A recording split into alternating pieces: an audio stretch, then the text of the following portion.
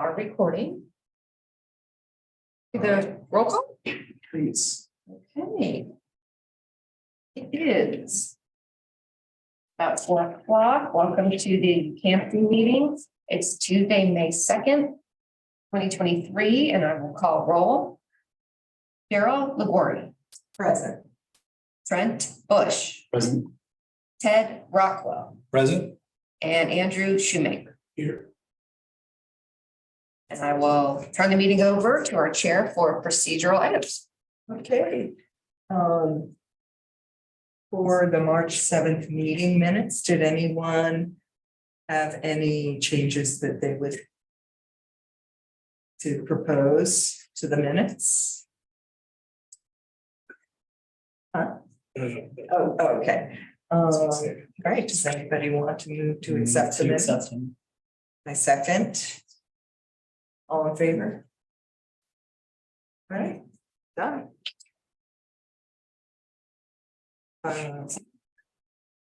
Next thing on the agenda is elections for this year's chair and vice chair.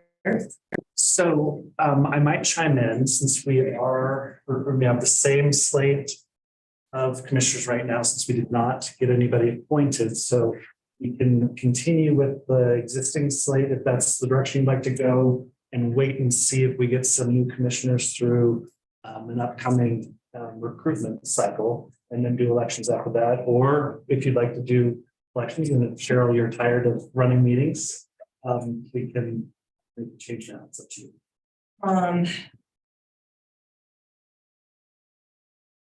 I mean, I think we can leave it until we have new commissioners, if that's what people want to do, unless one of you would prefer to be chair going forward. I'm fine leaving it as is. I have no desire to necessarily step into that role right now. If people are okay with you being there. All right. So we're moving forward for now as is. So yeah, we'll not do elections. We'll let's bring it in. We'll add it to the future agenda when we have new folks. So just to clarify really quick, that would mean then in August, we would end up with potentially new membership on the commission. And at that point, we would then need to reconsider the matter, right? Correct. Okay. Let's see, I will mention that Robin Luff did mention to me when I saw her recently that she was interested in coming back on the commission. I told her it's possible that the applications would be opening. Do we have a date yet? Do you have an agenda item? We'll talk about it later, but Okay, that's right. I didn't Yes, see that on the pretty agenda. solid time list. Okay, great. All right. Any topics from the consent agenda from anyone? and let's wait real quick. Can we go to attendees and see if there are any members of the public? Okay. Okay, great. I know. Hi, Jake. Okay, so move on. Okay. Anyone with any feedback on the consent agenda? Anything that needs to be discussed? Okay. Anything on the fund financials?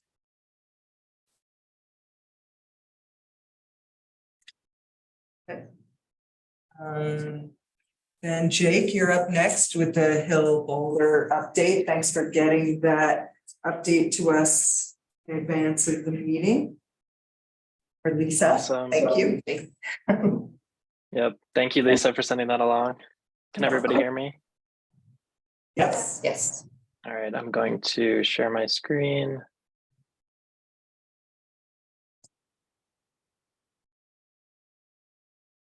All right, is that showing up? Yes. Okay, so a couple updates. I want to highlight a couple new businesses. We've got one called Dun Dun Box, which is Korean street food. That's where Gaku Ramen used to be, or Scrooge Mackie, I mean. Prime Nutrition opened up in the spot where Sherry's Soda Shop was. And then I really want to highlight this business, Alice and Rose, that's coming into the Innisfree spot. Still TBD on when exactly it's opening, but you can, if you Google it, there's photos from the designer online, and the interior is incredible. It's this kind of like Alice in Wonderland inspired luxury champagne bar. Really cool looking. I hope it works out for them. And if it does, this would be an addition to the Hill's kind of more high-end offerings, which is really good. That's something we're lacking. It's really cute. I took a peek inside. It's really, Yeah. all the furniture is in and it looks like the food service area's been updated. Yeah, the furniture's amazing. They've got these incredible like chandeliers that are like the silhouette of a human body that forms the chandelier. Really cool stuff. And then the Ginger Pig still on its way. Don't have an update on when that's coming in, but that's next to Insomnia Cookies. The building is almost finished being painted with this pretty bright blue. It brings a nice pop to the Hill, with right next to Alice and Rose being repainted. Yeah, I noticed that. It looks really good. It does look good. So I want to get these two events on your calendars. The Boulder Garden Tour is going to be starting in the Uni Hill neighborhood this year. It's been going on for a long time, but it doesn't always start on the Hill. So that's awesome. That's on June 24th. And then we, the Hill Boulder, are planning a Hill Block party on Saturday, July 29th. That's going to be marketed towards the families in the neighborhood. It's going to be a kid-friendly event.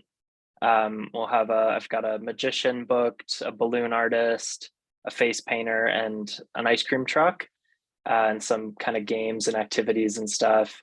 That's 2 to 6 p.m. on July 29th, and that'll be on the event street, which will close down to vehicle traffic.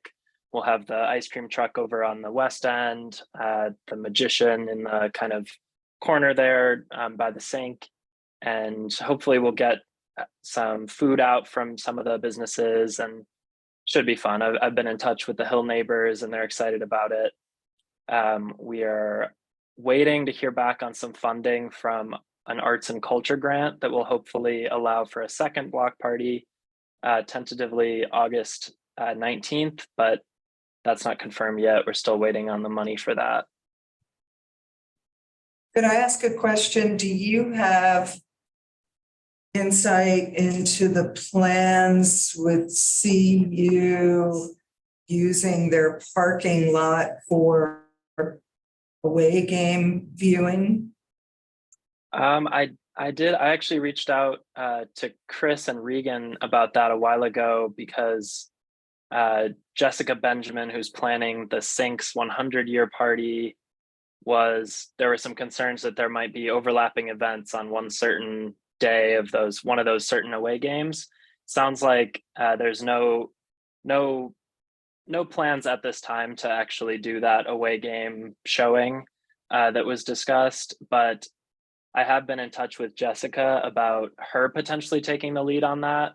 She says she's interested in that, but it would only be for September 2nd. So just one of the away games, but she's interested in showing that away game in lot 65. But as far as I know, there's no plans to make that a regular occurrence. Okay, thanks. Mm-hmm. And then I think there was some information in the packet about the ambassador program from Lori, but I'll just give the Hill Boulders kind of side of it. So we got money from CU to expand the program on the Hill, and we've got Mario Chavez is going to be the Hill ambassador lead. He is the Hill ambassador lead. We've got an email address and a phone number set up for him.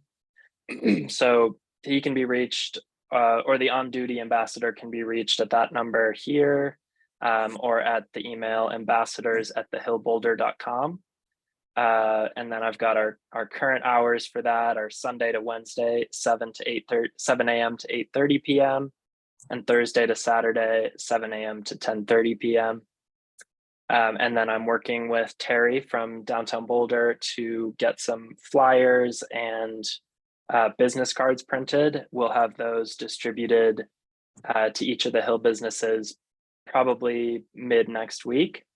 Those will have the phone number, the email, and kind of a little list of all the services that the ambassadors are able to provide. We've already gotten some good feedback from some business owners that they've seen those ambassadors out in their bright blue shirts, helping people out, dealing with unhoused people in front of the businesses, just kind of, keeping up a presence on the Hill. So we've already got some really good feedback on that, and I'm hoping it continues to be successful. Those are my updates. If you have any questions, feel free to let me know. Do you understand the rationale with having the ambassadors start so early? No, I wondered that as well. When nobody is out and about on the Hill? Yeah, I think my understanding from Terry is that the hours that I just read out are the hours for the ambassadors in general, and the one who's actually going to be up on the Hill might run from more like 10 a.m. to 5 p.m. And then if you call that number outside of those hours, it gets routed to whoever's down on Pearl Street, and they're able to come up and help out. So I don't actually think that an ambassador's up on the Hill at 7 a.m. They're just available to come up to the Hill. Okay, that makes sense. Thank you. I think I have seen I'm not sure Lane if has Lane. Yeah. raised his hand and then. Hey, Did you have something to shout out? Can anyone hear me? Yes. Yep. Okay, I just can't see myself in the screen, so I wasn't sure. Typically, too, remember that a lot of our problem issues occur during the late night. So those ambassadors also show up early in the morning to do some clean and safe and mitigate some of the debris and waste that may have been left behind overnight, so that the merchants don't necessarily have to face that first thing at opening. Great, thank you.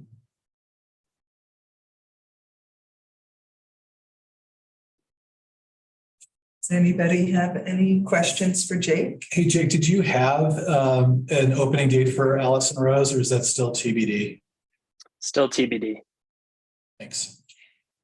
Because there was not a liquor license in that space, correct? So they're going through that process? Correct. I've not seen a liquor license yet. I've only seen a business license and like a DBA. Maybe why they're not open yet. Probably. Wasn't it going to be, didn't they plan it to be sort of an edibles on premise thing to start?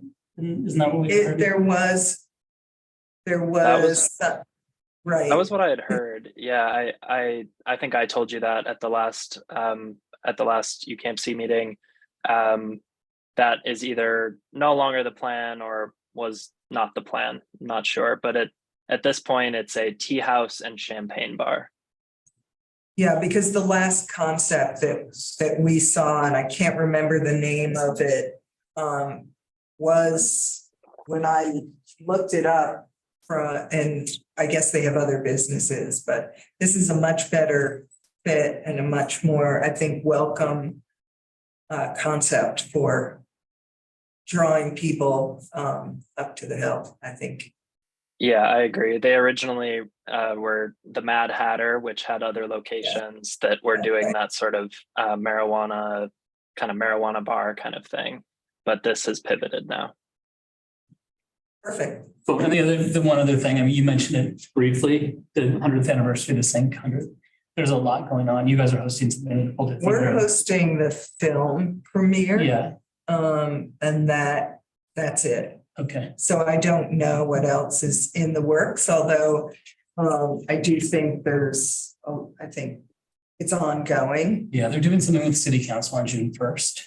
I was talking. maybe more a about proclamation, probably something like that. Do an 100-year party in September. Yeah. Yeah, I'm working with Jessica Benjamin, who's from Savor Productions, used to be First Bite Boulder. She's kind of spearheading the party planning. So that's going to be on September 2nd. And I'll speak more about it at the next meeting. It's not not many of the details are set in stone yet, but they're hoping it to be a pretty big block party kind of. She would like to close down 13th. We'll see if that works out, but she's got big plans for it to kind of be a whole hill event. And yeah, like Cheryl said, there's stuff at the Fox. They're going to have an exhibit at the Boulder Museum. And I'll speak more about that at the next meeting when I have more information. Well, it'd just be nice to support them somehow in getting the information out there. Yeah. Because I mean, it's at the Boulder Theater, right? Not the Fox. Right, I'm waiting on Jessica. I've Yeah, been okay. poking her regularly to, so that we can get tickets on sale Yeah. and get it up on our website. So I poked at her again. I think she's pretty busy with First Bite. And that's over now, correct? First Bite. Yeah, First Sip just ended. Right, Yeah. First Bite is in the fall. Okay, so, yeah, we'll certainly push everything that we can out on our end and on the Hill Boulder website. Well, and I Sure. don't know, yeah, and the Sync has also been doing their Friday afternoon club. Right. That they see on the last Friday. I don't know if that's promoted on the website. Do we promote? Not yet, That's happening? Not yet, but yeah, I will add that actually. yeah, because they have band. a It was fun on band. Friday, so then let's go. Okay, all right. Jake, is there anything else? Andrew, did you have any questions? Anything else anyone wants to discuss about the update? Just on the Sync Centennial note, I'm talking with the Hill Hotel. So the people who are curating the art for the Hill Hotel are hopefully going to have all of the artifacts or some of the artifacts from that exhibit at the Boulder Museum on display in the lobby of the Hill Hotel, which I think would be a really cool kind of cohesive, way to show that the hotel cares about the community that it's coming into. So I'm working with Danica and Jessica to kind of make those connections and see if we can get that to happen.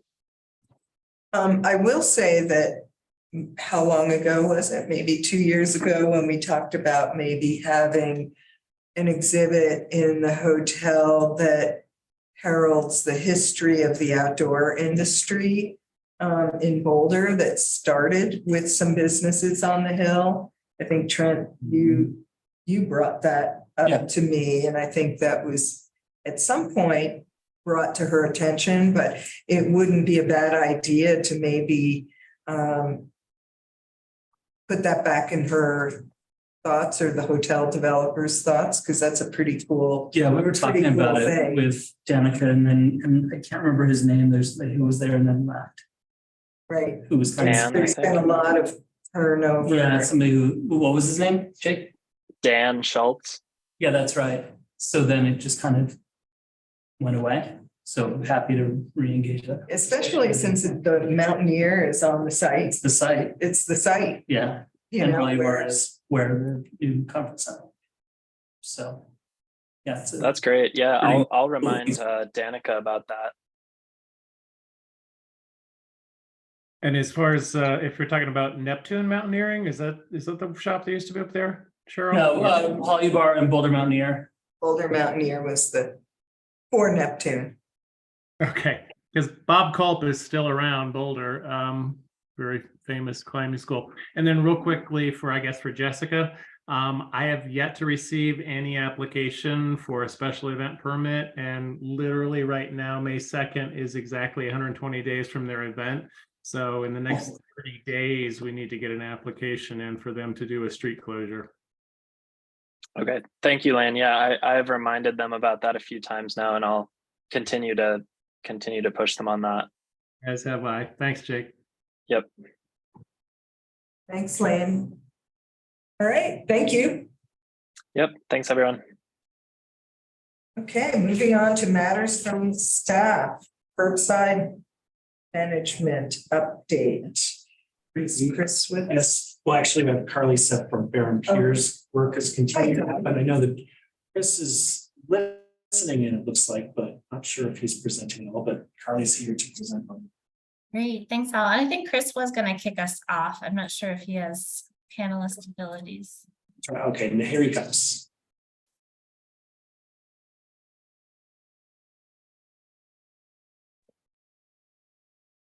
All right, Chris. I'm here.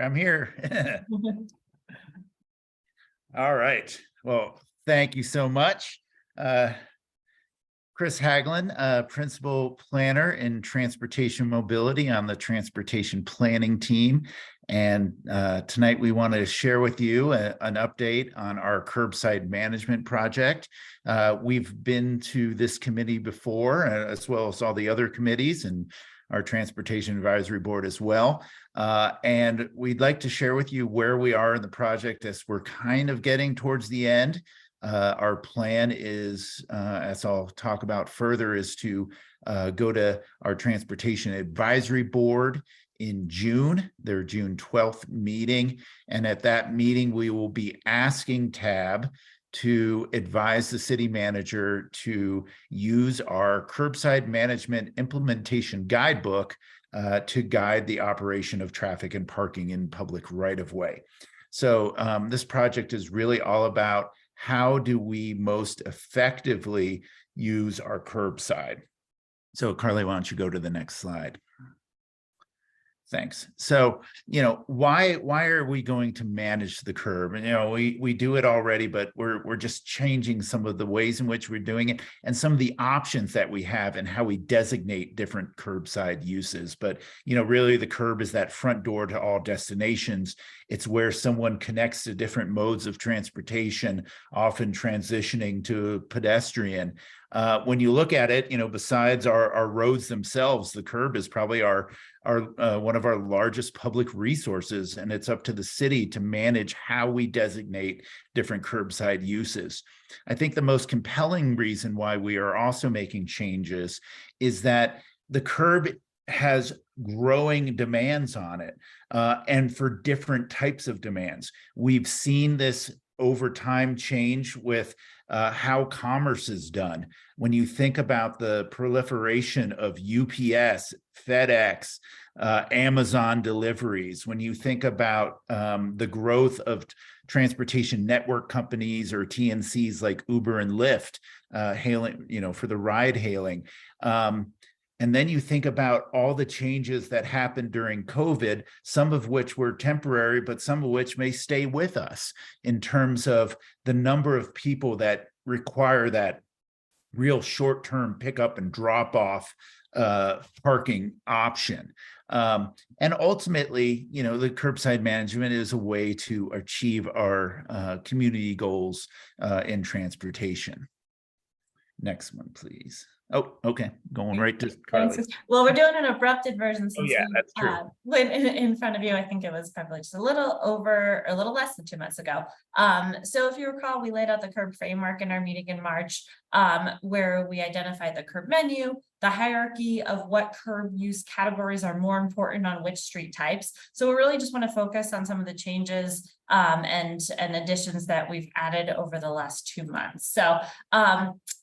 So if you recall, we presented these typical areas last time where we identified the layout and distribution of different curb uses in an area, but we wanted to provide a little bit more guidance without being prescriptive as to how are we making these changes from our existing distribution of curb uses into the future. So higher level then, where are we seeing a loading zone exactly on every block and how many parklets should be on each block?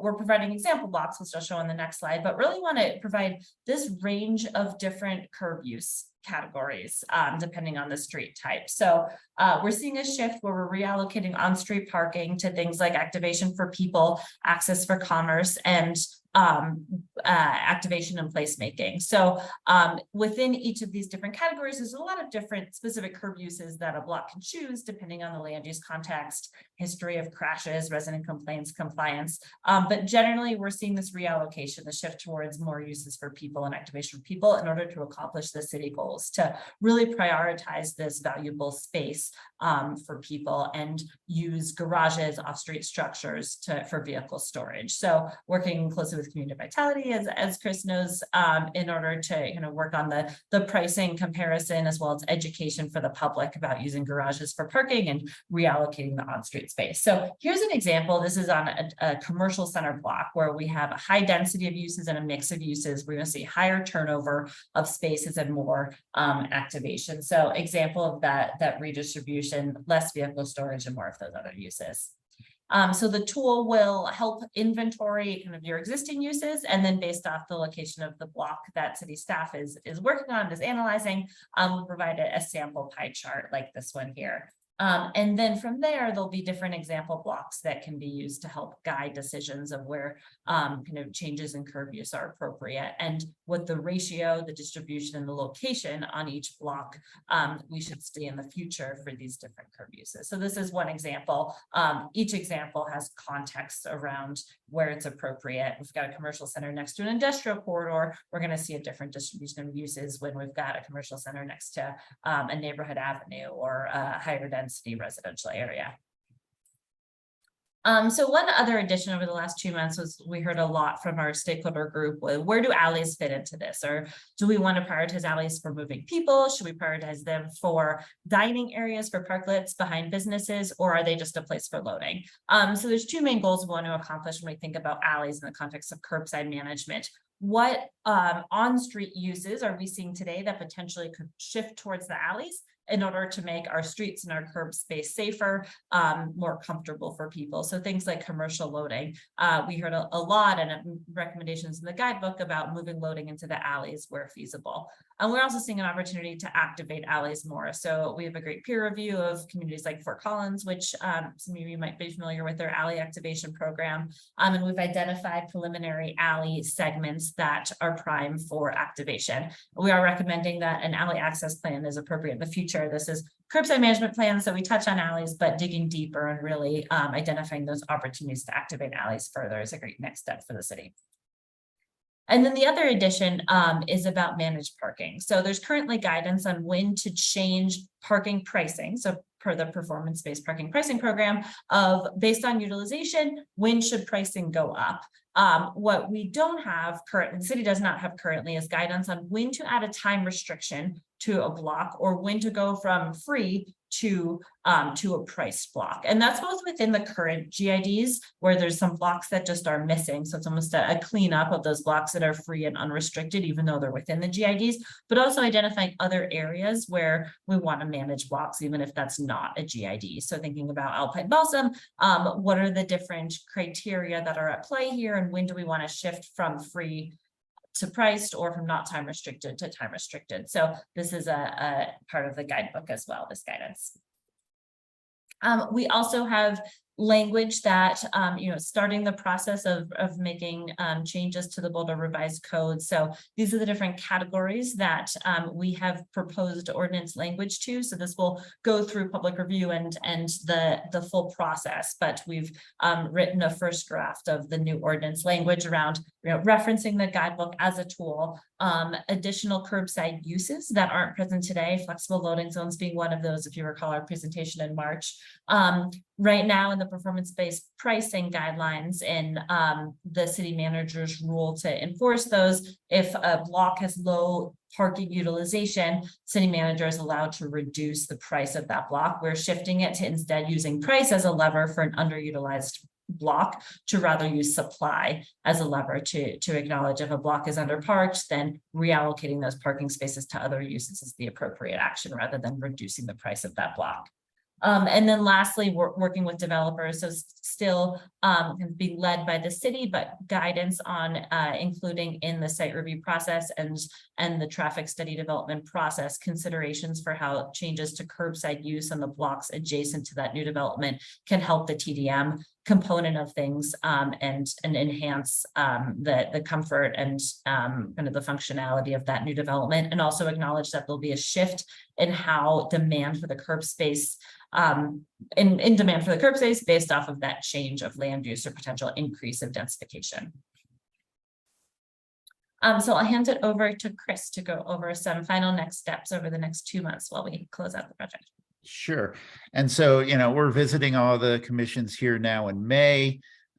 We have our final Access Allies meeting in May as well. This is the kind of the community working group that we've been working with throughout the whole project, bouncing ideas off of and getting their input. As I mentioned, we'll be going to TAB on June 12th, asking them to advise the city manager to use our curbside implementation guidebook to guide city policy and practices. We'll send out some additional information based on the result of that TAB meeting to City Council. And then probably June through October, we'll be working on updating any of those related ordinances or city manager rule changes. I do also want to say that, we really value this commission's input. And so, as we implement the guidebook and then we start thinking about what are some of those proactive changes we may make to different curbside uses within your area, we will certainly always come to this commission to get your input and feedback before any of those curbside changes would be made. We really value your input, especially, many of you as business owners. And so we'll be doing that. And then we'll be working on those reactive changes as well. So if there are businesses within the commission district that are seeking to have a change and requesting one, then we can work through that process. And I think one of the best things that this project has done, and Carly discussed them at the last time we were in front of you, is what are those standard operating procedures that city staff will use, and this new online tool that Fear and Peers has developed to help the city go through those changes based on what is the data that we're looking at, what are the current conditions, what's the system around it. Because this is really a network approach, right? Not any one block face is going to solve the curbside demands of an area. So we have to look at it really like a network approach, and any changes we make, how is that going to affect the rest of the network?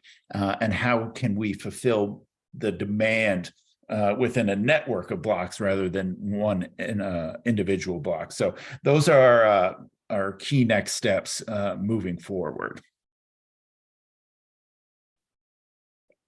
And we're happy to answer any questions. I know this was abbreviated. I know that some of you may not have been at our March meeting where we really went through in detail all of the implementation guidebook. So I know some of you may have some questions. Questions? I don't have any questions. And no one else has questions at this time, but thank you for the update. Sure thing. Our pleasure. Like things are progressing. Yes. And from our pilot program, we did have some pilots on University Hill.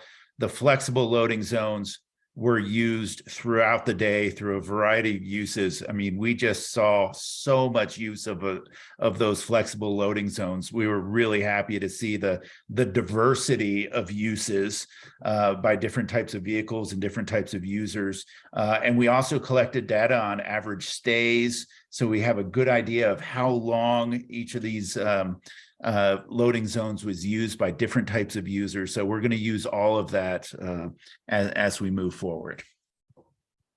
That's great. Thank you. All right. Thank you Appreciate so much. it. Thank you, Carly. Thank you all. Okay. All right. Well, then we can move over to Regan, who has some great updates for you all regarding our work with the Colorado Urban Land Institute on our technical advisory panel grant that is moving forward. This, my update is nowhere near as robust previous one, but I do have some exciting updates for you all. So we did just have our kickoff meeting this morning with ULI staff. And we were able to confirm the dates for the convening, which will be June 21st and 22nd. So I'll be sending you all invites for that coming up here soon. And I just want to thank Cheryl for being willing to host the box. Much appreciated. Cheryl, work with you on budget. Okay, yeah. But the convening is going to be 2 business days with the panel. And it will consist of various activities, including stakeholder interviews. There will be a site tour, which we asked that be conducted later in the day, in the early evening on the first day of the convening. So that'll be before the dinner. And then there will be working sessions to develop recommendations that address our problem statement. And then finally, a presentation from the panel outlining the recommendations. And then lastly, a final report will be delivered approximately 6 weeks after the convening.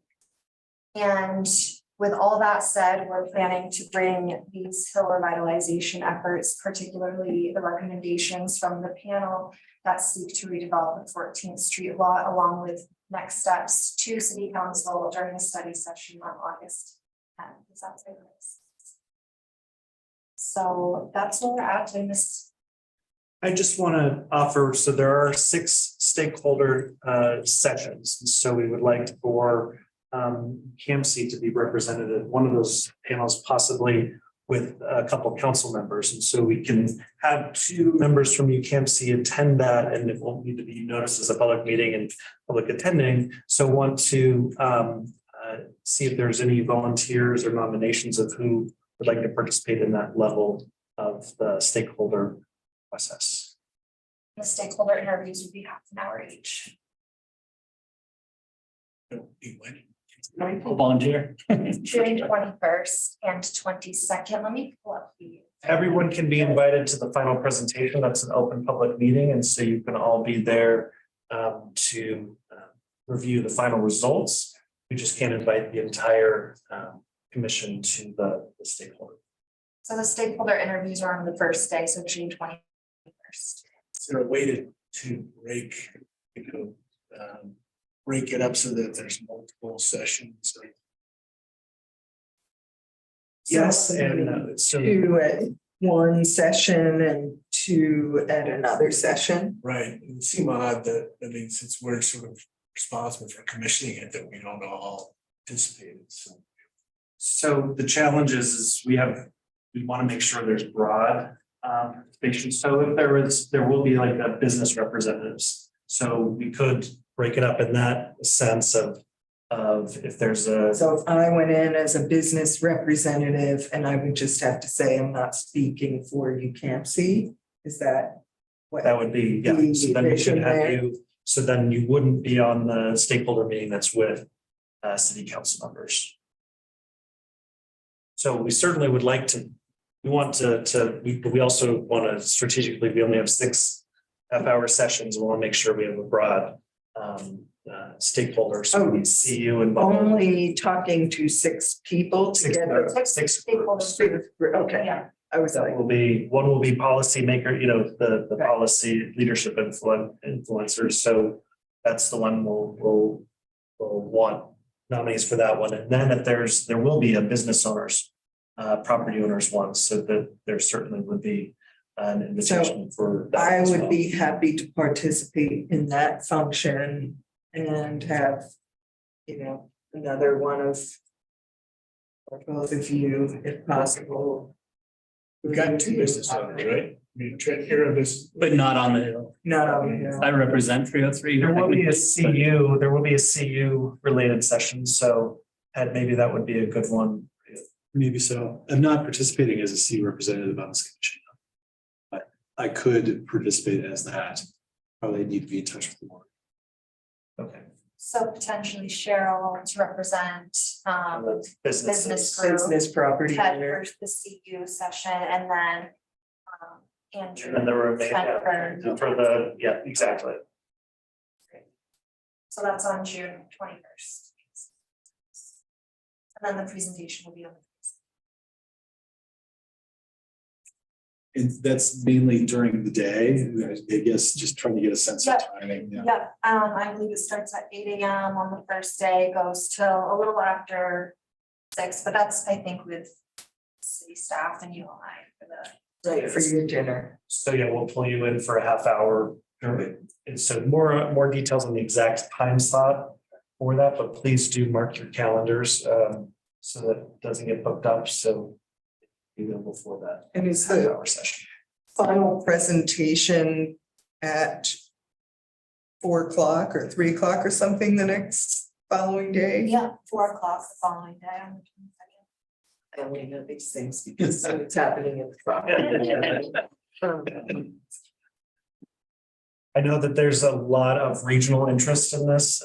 Being a ULI member, I can see who's been signing up. And so we've got folks that are really interested in coming to Boulder and helping us create some strategic direction. So it'll be interesting to see what comes out of it. Okay, just, I mean, is that normal that that's a really tight time frame for somebody to absorb all the information and then come to some conclusions that are then going to be presented to city council as some, oracle. I was just gonna ask, is there what if the stakeholders don't feel that the analysis is on the mark, so to speak? What's the recourse Sure. there? So the meeting with city council is a study session. We're not asking them to bless a strategy. They're not voting on anything. They're going to do the next step along the way, but to see from their perspective, what's the next steps in community engagement, engagement with key stakeholders, just to pull out what does have legs, so that we know what we can get to work on. Have we, or the city, have we given them access to previous studies to Yeah. review in advance?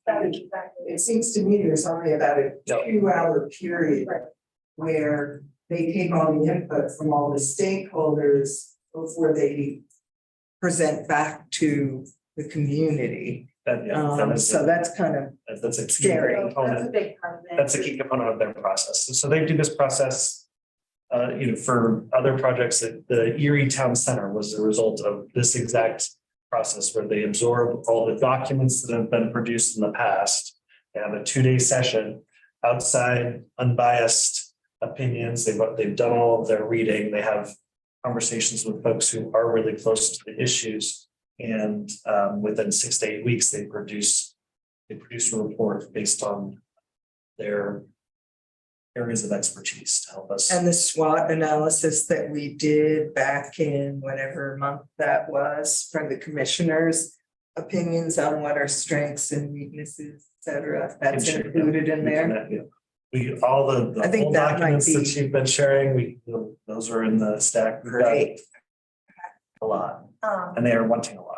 Right, and another component that I do want to add, after their final presentation, it's not like their work is done. It sounds like it'll be a fairly iterative process where we'll be able to review the final report, provide feedback. If it's not hard, we'll be have that opportunity.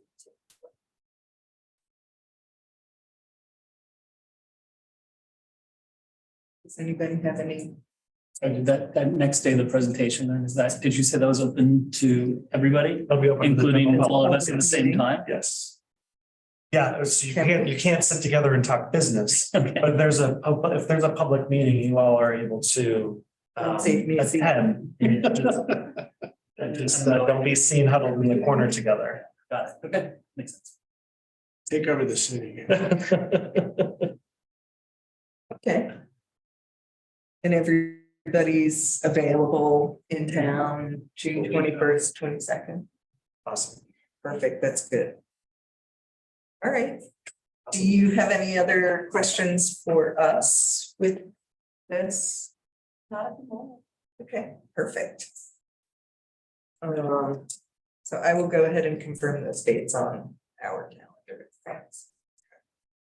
All right, preliminary budget review.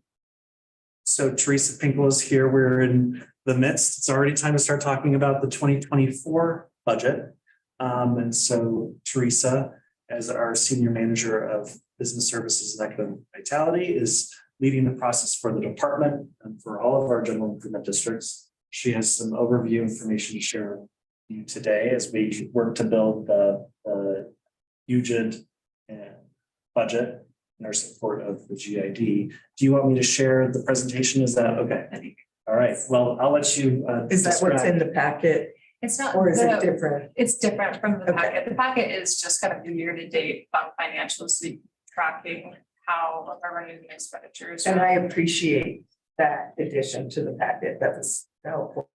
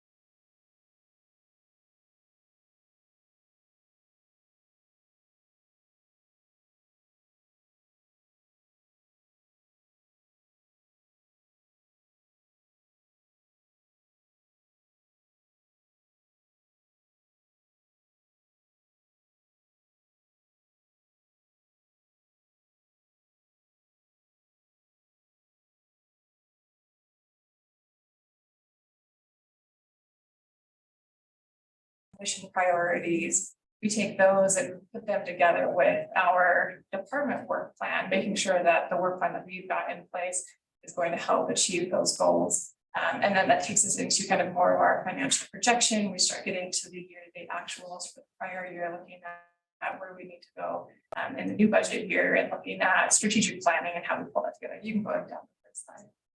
Right. I can. It's not. There we go. Are we in the right spot? Yep. Okay. So we're kind of right at the bottom of this right now. So the phase we're in right now is we're kind of diving into the department budget development phase of this. And then obviously that gets compiled into the citywide budget development process. It'll go then to council for adoption. And then that brings us back around to our new year commission. Council on priority setting. So if you go down, some of the key priorities that came out of our discussions include safety, cleanliness, commercial area revitalization, strategic partnerships with entities like Student Partnership, thinking of and creating the Hills a destination, and then really focusing in on the UGID Fund Health. And I think some of the feedback that we got from Jake in his report are really great opportunities to see some of those priorities taking flight and seeing action on those. So with safety and cleanliness, we've got the presence of the downtown or of the downtown ambassadors on the Hill, which is a really exciting transition for us. City staff have included a new additional power washing on the Hill, just the simple things to kind of help people feel like it's a welcoming and clean place to be. On the commercial area revitalization, we've got ARPA funding that's been identified to help promote those activations. And we're really happy to be a partner with the Hill Boulder and providing some financial support so they're able to facilitate the exciting activities like the block party and make sure that there are activities to make it a vibrant place. Again, we've kind of talked about strategic partnerships, seeing some of the fruits of those right now and looking to further bloom and blossom as we go forward. I know there's a lot of excitement around discussion with the new football program and where we can partner there, where we can get the exciting things happening with the Hill Development, new conference center. And I think that really falls well into the Hills destination. Looking at some of these new businesses that are coming online and creating some energy and excitement around what's going on. And then as far as the UGID Fund Health, things that we can control or affect a little bit more internally, certainly we talked about our interest in advocating for UGID in terms of increasing the general fund appropriation that kind of took a dip during the pandemic. Yeah, it went down to what, about 270 270, from 350. 3, yeah. So definitely. So starting to have those conversations, and really talk about the economic vibrancy and the importance of the Hill as a destination and helping council understand some of the challenges. Obviously, we're really excited. We, just for your awareness, did get the Hill Hotel petition to go through and this is by council. So we have an extra piece of the puzzle in our map. So if you go and see the map, boundaries of Eugene, those have increased at this point. And so I think it'll be a lot cleaner bookkeeping wise as the new Hill Hotel is assessed and things like that. So really excited to see the growth and development there. And then looking at other ways that we can fine tune the budget, making sure that we're exploring everything from Tabor and looking at those restrictions and whether or not those are helping or hindering our progress on the Hill. So a lot of really exciting things that we're seeing the council priorities come into alignment with what we're looking at as city staff. And then as we go next slide, one of the things that was a little bit challenging last year is the timing of our meetings in May. It's a little bit premature to have a full budget to be able to share with you. And then by the July meeting, we've already submitted those budgets to council. And so we're looking to propose a combined commission meeting budget meeting in mid-June, where we can bring the commissioners together, share the budget, give ample time for us to be able to make the tweaks and adjustments before we actually submit those budgets. So I know Lisa's going to be working to coordinate that meeting so that you all have that opportunity to review the 2024 budget prior to the actual submission to the city. That's great. That's a great improvement. Yeah, I think it should be really helpful. And so then go to the next slide. We just go running through the budget calendar high level. Again, we're right in that budget development phase in April through June. Obviously today kind of represents the high level overview of priorities and kind of how we're going about creating this new opportunity with the June meeting and taking into account all of the priorities that have been established. June, we'll put together the actual budget for you to be able to make a motion to approve. Hopefully we'll get to that place and that'll be a really good step forward. And then it will move. The end of June is our actual submission deadline from this perspective. July, we'll look at the CIP review team and EBT, the executive budget team will start reviewing those. What's CIP? Capital improvement plan. Oh, thank you. And then in September, that's when we'll actually get the budget in front of council and then to have the formal adoption by council. So just wanted to make sure that you were in the loop and aware of that and kind of looking forward to the June meeting to get a lot more into the detail of what the implications of the 2024 budget are. Do we have So- a question from someone? And just to be clear, Lynn couldn't hear, so it's gonna be loud. So the June meeting is proposed to be a cross GID, so downtown, Uni Hill and Boulder Junction commissions meeting together to get the presentation on the overall community vitality budget with the specific proposals for each of the individual funds, and then each commission would need to vote separately to approve as that commission, but just wanted to make sure that we can maybe have the whole opportunity together and the whole shebang, and it's good practice for us, because then presuming that goes well and we get your feedback, then we have more presentations for other groups ahead, preparation for council.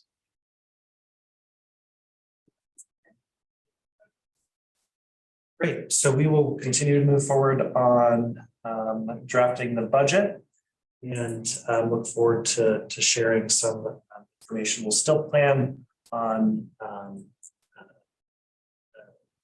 more conversations in meetings to come. So thank you so much, Teresa, for putting this together. Thank you. Any more questions on our process? Thanks. All right, and that's the end of the slides. I'll just stop sharing my, okay. I'm going to interject in the agenda real quick. We have a new face in the room. I want wanted to take the opportunity of a new staff member, Christine Edwards. Hello. She is joining us as our new operations and maintenance senior manager. This is her second week with the city. Comes to us from Together, formerly Attention Homes, where she served as the chief operating officer. So really excited to have her joining the team, and she's drinking from a fire hose right now and was in meeting marathons today. And I'm so glad you were able to stop by. But maybe, so as you know, this is the CAMC Commission. Would you like to share a little bit more about yourself, Christine, and maybe if folks want to introduce themselves? Yeah, so I've been a Boulder resident since 2006. I think I've been to a number, you would Z2 Entertainment, I think. Right. Yep. So my ex used to manage bands on a record label. I ended up managing a busing or owning a busing company where we rented buses out to touring musicians who went on national tours. So that was kind of fun.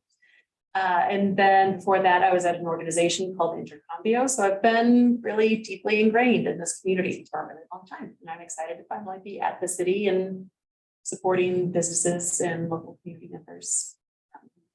Community vitality. It's great. And you don't want to introduce yourself to? Sure. Hi, I'm Andrew Shoemaker. I've been on the KMC for maybe 2 years, year and a half. I was on the city council before that. And I've been a Boulder. I live right off the hill and I've been a Boulder resident since the late 90s. Cheryl McGorry, the chair of the commissioner. I've been on this for 8 years, maybe, with a 1 year break. And moved to Boulder the end of 91. So I've been here for a long time. Love serving Boulder. And we'll continue to work to improve the Hill Commercial District. I'm Ted Rockwell. I work at the University of Colorado. Been there for 17 years. My office is 2 blocks away from the Hill, right next to where the conference center is being built currently. Been in Boulder since the late 90s, homeowner in South Boulder. And it's a pleasure to serve on this commission and hope this district become all it can be. Get back to something maybe better than it once was.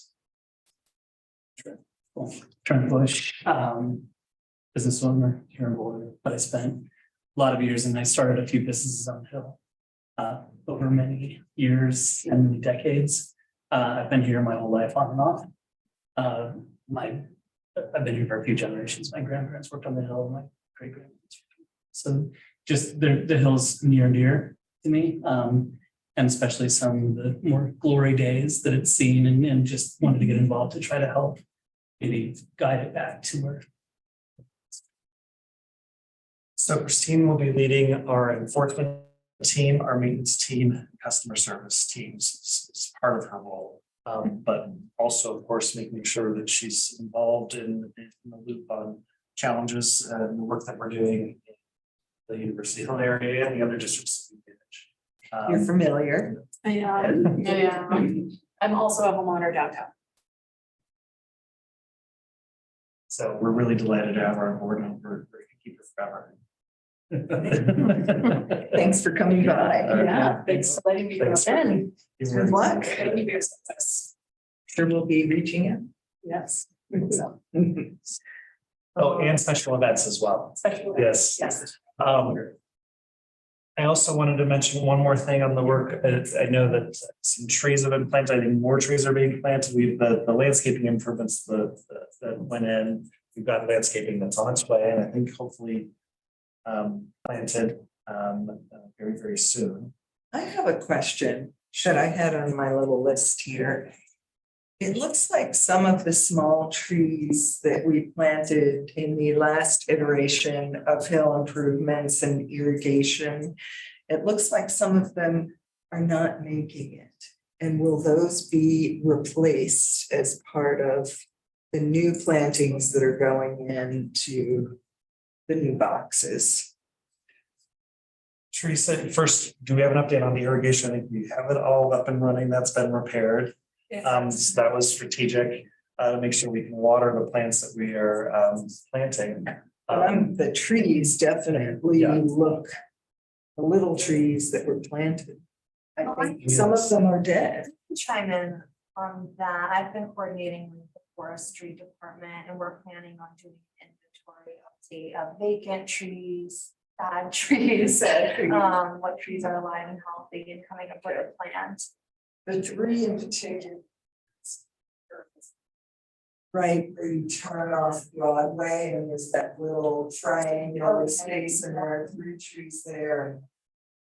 I can't tell if they're going to make it, but that would be nice as an entree to the commercial district if we had some vibrant, healthy trees there. I'll make a note of that. So you said it's the 3 trees when you are trying off of Broadway. Right, in that little triangular space. Chuck. Support Chuck. What do you call it? Yeah, I know exactly what you're doing. Yeah, it just seems some of them didn't quite make it through the on and off functioning of the irrigation. Okay. Oh, that's good to know. All right, lastly, Lisa has an update on our recruitment schedule. I do. Everybody should have a printout in front of them, and I apologize. This is hot off the press today, so I wasn't able to include that in the packet. But this is the 2023 mid-year commissioner recruitment. This was given to me today by the city clerk's office, so it has not been officially approved by the city manager's office and council, but they said they don't expect any pushback. This should be how it's going to go. So the big days are May 29th. The applications will open. And as always, that will be available to any prospective potential commissioner online, so they can apply online. All the information will be there. Be accepting applications through July 2nd. And interviews July 11th and 12th, and then hopefully at the city council meeting on August 3rd, there'll be nominations and appointments. Hopefully we will get applications.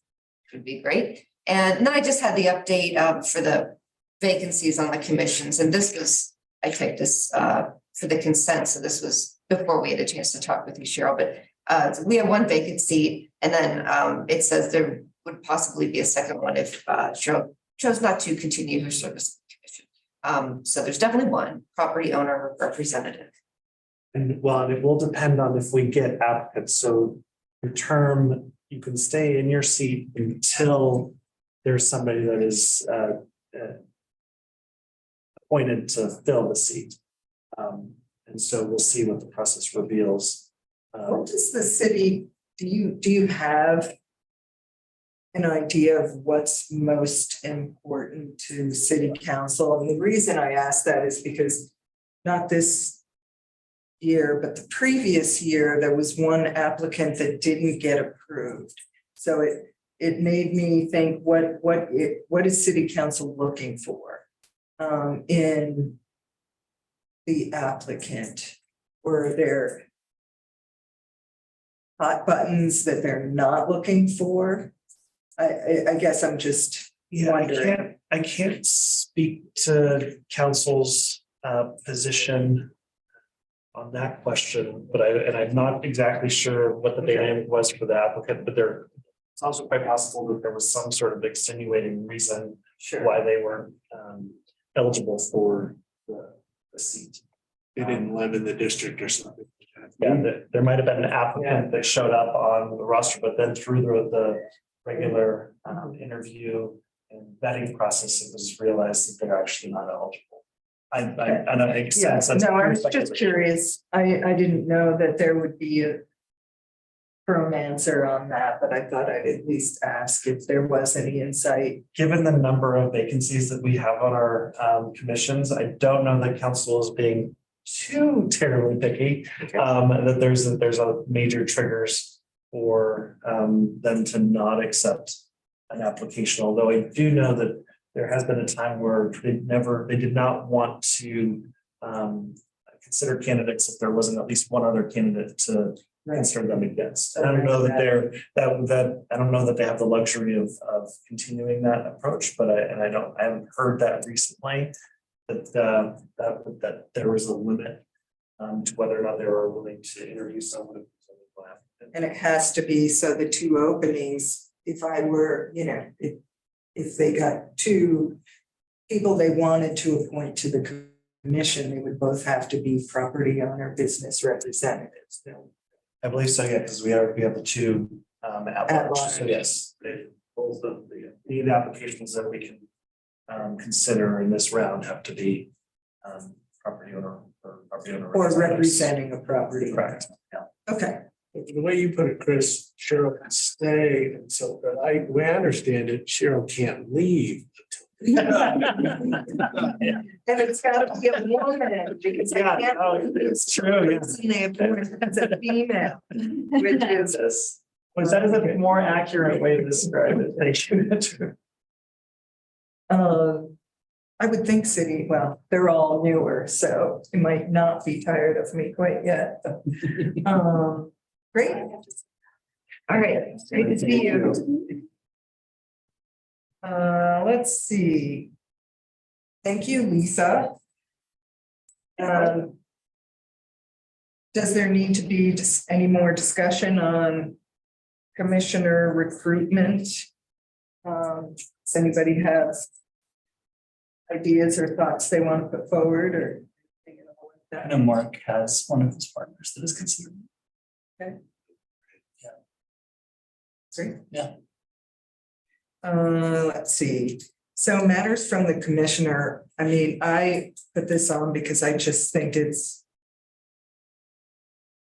still critical, and I don't know if there are actionable items that we can be taking to keep, kicking this can down the road till the district is not penalized for being adjacent to the university and housing and responsible as a district for behavior of, the student population. So I'm a little at a loss, but I do think we need to continue discussing this until we get some movement on it. So any words of wisdom from, I know we've got a new city, we have some city council members that are not familiar. We did a tour of the Hill.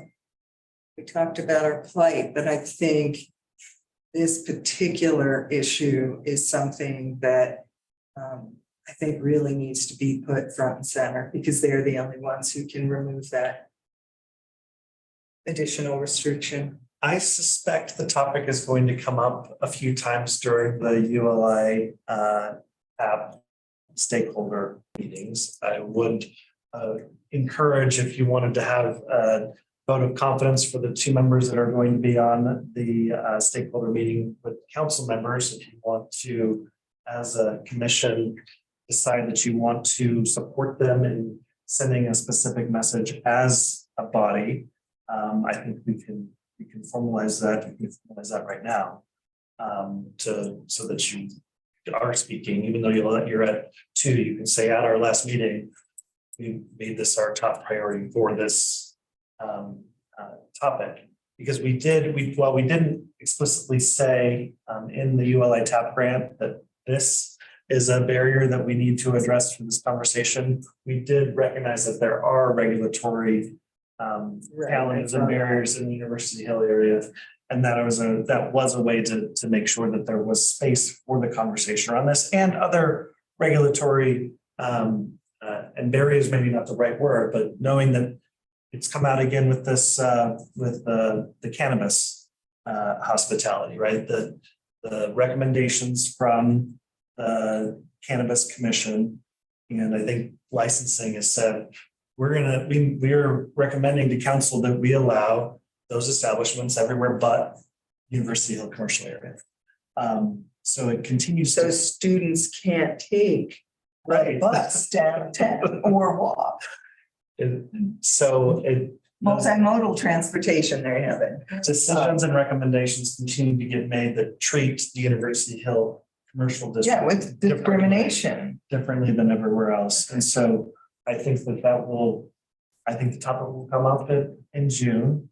So I'm unclear, you said that we could state now that we would like the two commissioners who will be in a stakeholder meeting with city council members.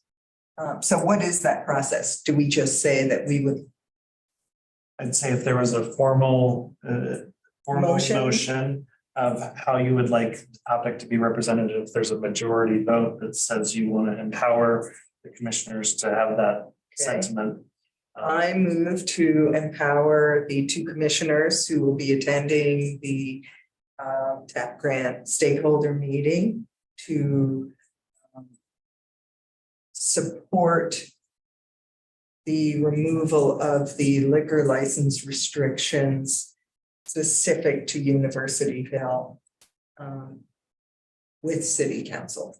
That makes sense? Put it more succinctly. I'll second that so we can start discussing it.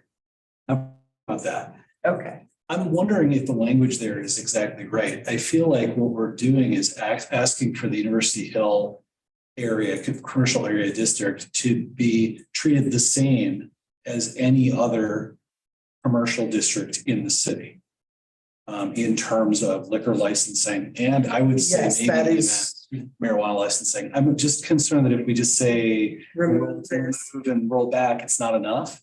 I guess my point there being that we also just heard some discrimination against being able to use the Hill in other commercial ways that perhaps we don't want restrictions there either. I guess the main point is, shouldn't this district just be considered a business district like any other in the city? And so the language would be closer to treated just as any other business district within the city. Others agree? I definitely agree with that. Yeah, and I think we can also frame it in the context of everyone is talking about the interconnectedness between downtown Boulder and the Hill in light of these two projects, really between the Hill and downtown. And so we need to make it seamless, and it needs to be seamless in all kinds of ways. But whether you call it discrimination or opportunity or whatnot, this idea that it's really just it's a false line in a way, right? Make it a positive instead of a negative. Right. Like, let's not go back, let's go forward with. Right. With all the new opportunity, both at the conference center, the interconnectedness, and so forth. And so to revisit these types of things that were based on an old, now outdated structure, right? Because even if you look at the new, can't remember the two names, through the coffee shop, champagne bar. How are they going? You know, it's like you have to sell 50% in food in order to be compliant with your liquor license with a champagne bar, and then you have to shut it down by 11.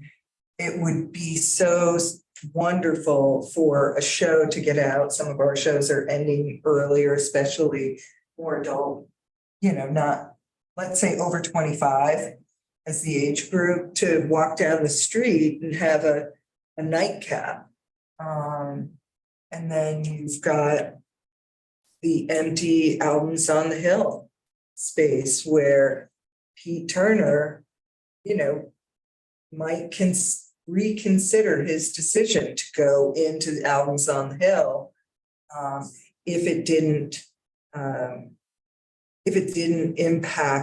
if that decision didn't impact his current grandfathered liquor license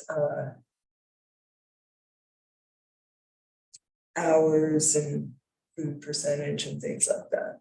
It's also a safety issue, I think, because activation, we all hear that word, is so important, especially at nighttime. More people on the street, the safer it is. And that we're not stopping and from legally drinking. They're all walking down to the hill. I mean, they're all walking downtown. Why not capture some of them up here and get that crowd going and have them feel safer in the evenings as well?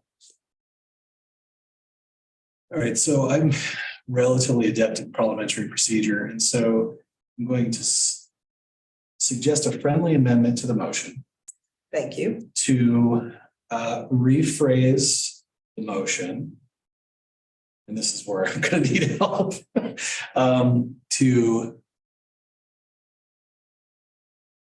make a recommendation to empower the 2 board members attending whatever that language was, the city council Stakeholder. Yeah. Study. Thank you. To bring forward the recommendation that the University Hill Commercial Area District be treated as any other business district in the city of Boulder in terms of, probably the wrong phrase, liquor licensing and cannabis regulations. Do we need to even be that Yeah, specific? do we need to say all regulatory, How about that? somebody pop in there with the right language? That's, yes, thank you. All regulatory considerations guiding commercial districts. Okay. And Lisa, did you get all that? Sort of. Not all of it, but it's recording, so I'll make sure it's 100% accurate. And then, right, there's nothing to stop as well, Cheryl, for example, in the business group from raising it from a business owner's perspective as well. Do we need to Then vote yeah. on the amended Well, then motion? now we need to, I think we need a second. I'll second. All in favor? Aye. Aye. All right. So now the minutes will reflect that specific language. It does not prohibit you all from elaborating in conversation in the stakeholder meeting. But that will be the specific language that is shared in. Do we know for certain that the 2 commissioners will be in the same stakeholder group as city council members? That would be our intent in working with the ULA folks to make sure that there is a appointed elected stakeholder group. So we will be working with ULI folks to make sure that that is.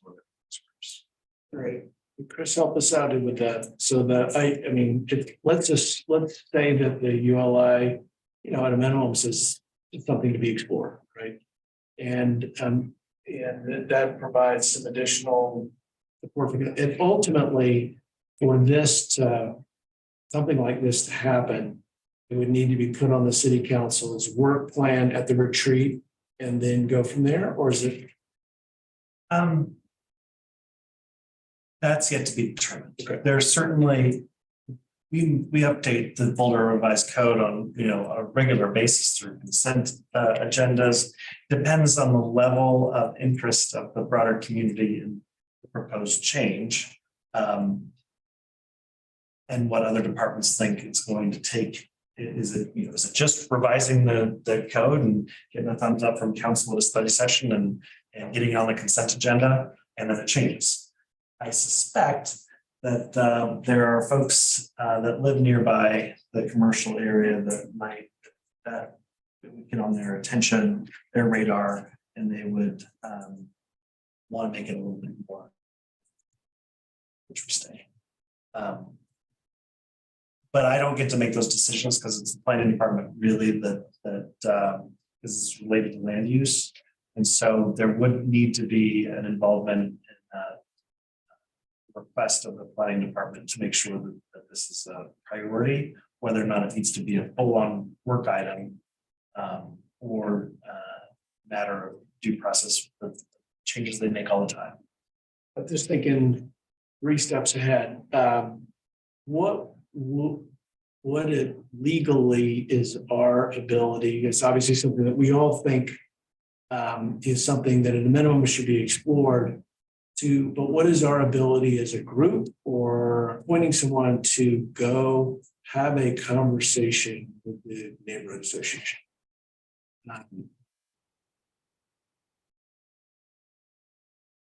And you don't have to answer that this time around because it's premature, but think about that because, Well, I would say that the work that we're doing in community vitality is parallel to the Hill Revitalization Neighborhood Group that you participated in.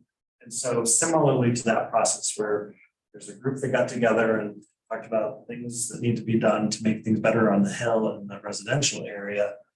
We effectively, UCAMC is identified as the stakeholder group that's charged with making things better in the commercial area.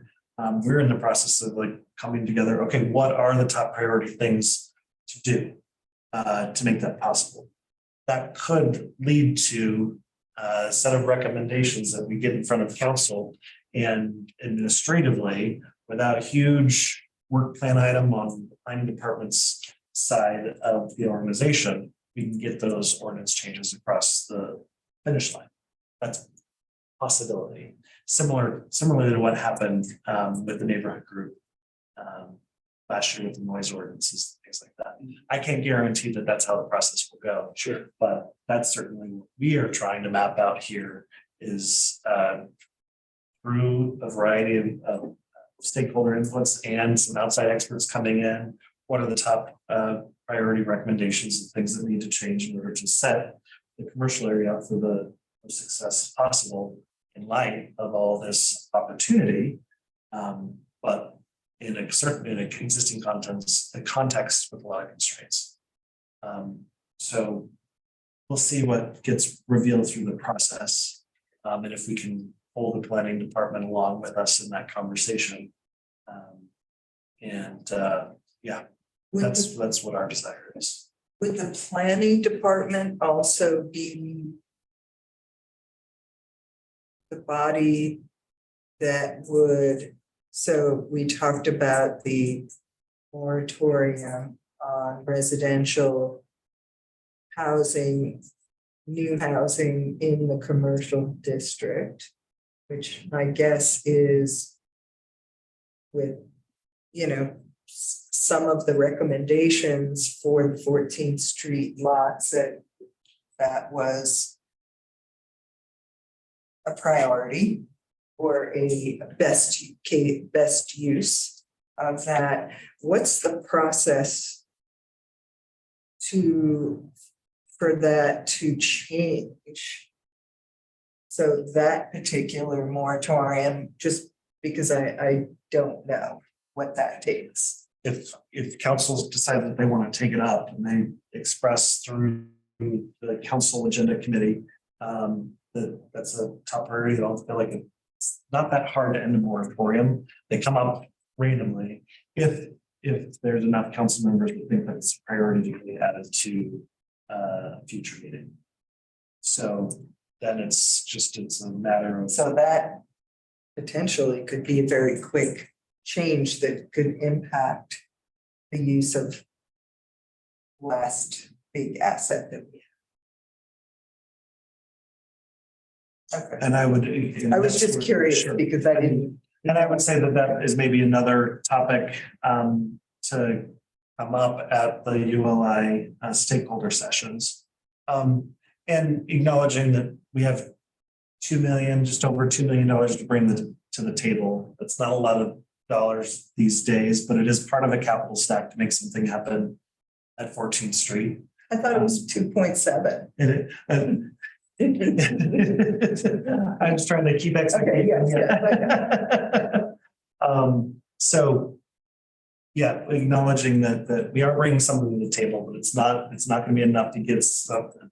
I think what we aspire toward across the finish line. So it needs to be leveraged to bring other folks to the table to make something happen. And if housing is determined that that's what's going to pencil best, then we have some barriers that we would need to get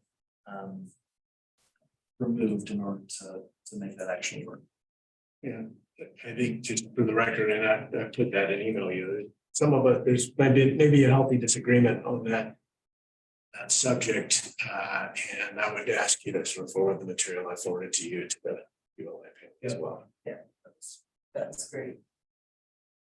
What is the process for the ULI TAP grant recommendations, making it into city council's hands? So the thing I'm thinking, we just agreed that we're gonna, when we have the stakeholder meeting, it comes up, but that's sort of like, throwing pennies in the lake and hoping maybe something happens. That is one piece of the bigger conversation. And so we are already scheduled with council for August 10th. Okay. And city manager's approval for that date.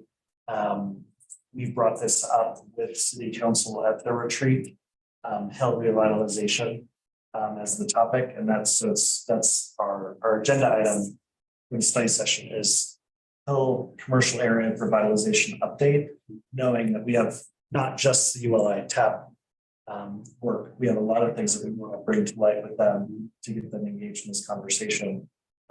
It's a study session, so it's not like they're going to be making any, voting on any changes, but it is our opportunity to bring to light the challenges and the opportunities that are being faced. So we're looking forward to that. And we're glad we have this ULI TAP grant to kind of get the momentum going, and then our next big touch. And it'll be a huge opportunity that we'll want CAMC to be well done. And we will have just met with you all before that. So we'll meet with you. We'll want to get your lesson at your August meeting on the materials that we're taking to council to follow. Thank you. And the reason I asked that is that, June 22nd is just a month and a half away. June 22nd to August, even the meeting that we have, there's an opportunity in there potentially. And I wonder, if I'm just wondering out loud, whether there's any sort of lobbying effort we should try to engage in to ensure that we're not starting cold on this issue for the August 10th working session. In other words, city council may have a lot on their plate in terms of considering what's going on the Hill, and liquor licensing is just one of them. Is there another opportunity for us as a group to ensure that we're getting this message to them beyond that June 21st stakeholder? Well, we will form, and so we can't make formal decisions if we're not together in a meeting. So sure, there's the budget meeting, the special meeting, the budget, and then we'll have the August meeting where we'll present the staff materials. So our next meeting is July 5th. Sorry, I'm getting my months all crossed up now. Yes. So I was going to, see who's around on July 5th to see if there will even be a quorum to have the meeting, and maybe we can be proactive and shift the meeting. And I don't know what's all involved in that, but I know for certain I will not. So yeah, since we're meeting in June for the joint budget meeting, and apologies for getting my months messed up. I thought the 4th was on a Wednesday. It's on a Tuesday. On a Tuesday. So it would be Wednesday, July 5th. I'm still not going to be here, Okay. but it's Wednesday, not Tuesday. So So we'll that's work not even our normal day. We will work on finding a good reschedule for the July meeting, and we might move to August. As we'll know, materials are prepared, so Well, I would like to maybe propose. it's not, meeting doesn't have to cancel because I'm not going to be here, but if one of the 3 remaining won't be here, then. Well, I'd say staff would work, but that issue aside, your attendance aside, we would much rather have AMC's blessings on the materials that we're preparing for council. And those won't be ready to the last week of July anyway. And so if we were able to move the July meeting to August 1, Tuesday, August 1. That would be really, really, really great for staff.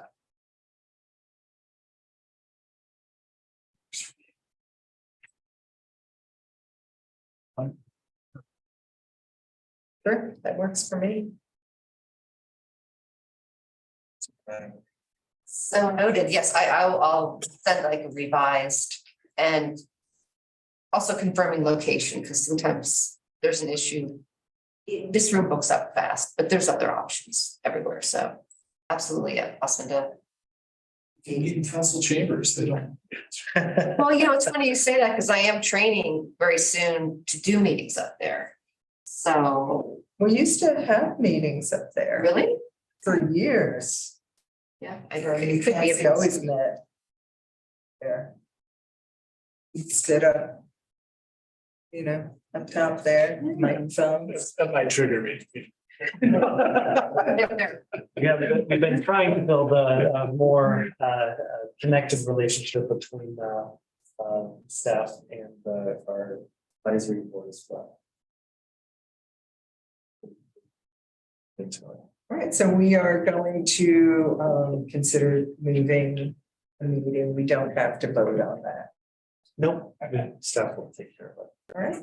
Does anyone have anything else that I was just gonna say, an email with Mike from the city about, you know, if fiber is going to be, you know, in the works with everything, with all the other upgrades going into the hotel, which will be great. And that was it. I think the alley behind Smelly Deli is just even kind of a nightmare to drive through, let alone walk through or try and activate anything.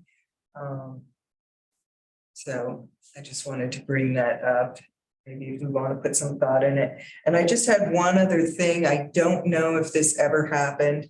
I think the last meeting I brought up that there were no parking meters, therefore no parking revenue, where our business parks and pays for parking with our tour buses, but I would say that's probably only 150 days out of the year. So we're losing parking revenue by not having parking meters in that one stretch of the block, south side of College. West of 13. So, you know, in light that we lose a lot of parking revenue, as you can see by the numbers, it would be great to get, you know, 180 days of potential parking, especially, you know, we've got a big football season coming up and people are, you know, we're just giving people free parking there.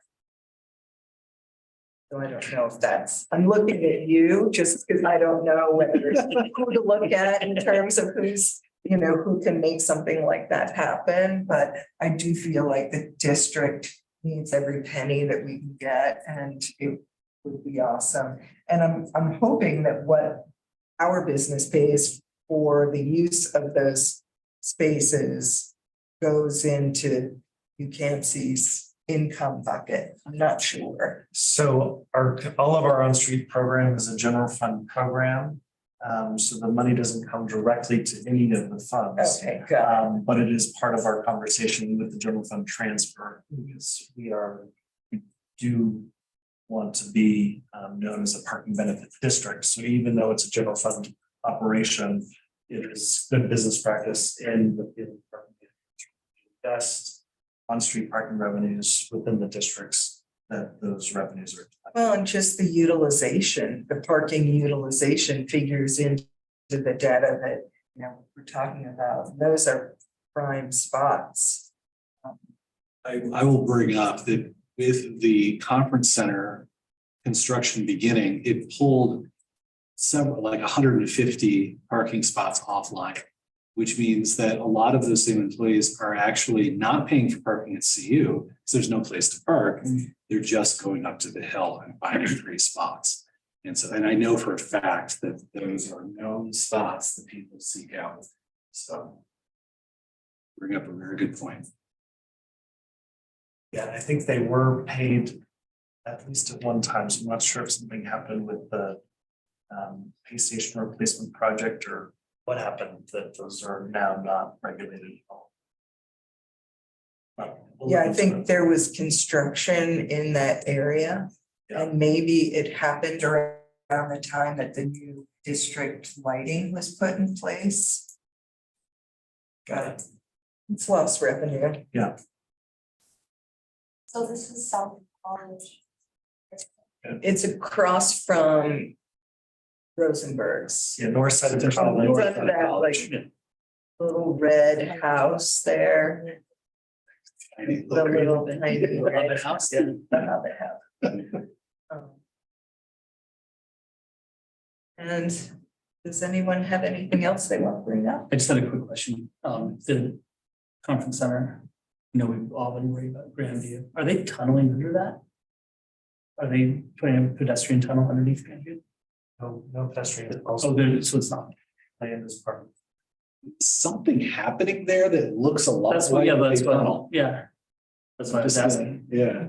because I mean, it's gonna be a big pain point. Just- You're saying there's nothing planned. No pedestrian tunnel planned. I wonder what that is.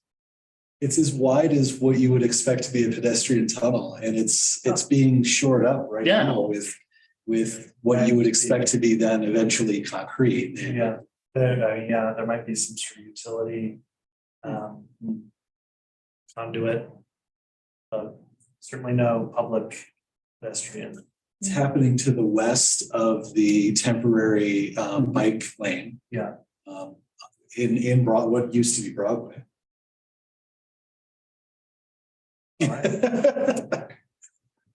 The gift from CU. Right. They're putting it in for now, they're gonna bury it, and then they're gonna be like, hey. Right.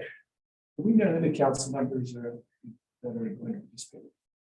No, we're going to probably extend the invite to council members Weiner and the mayor. As our just given interest expressed at the council retreat and in the mayor's role. If they don't, they're not available for some reason. They will figure out that. Great. I move to adjourn the meeting at 5:36. Thank you. We have a second. We have a second. Second. Piece of chocolate. I'm good, thank you. Almost good. Thanks, Ian. See you later.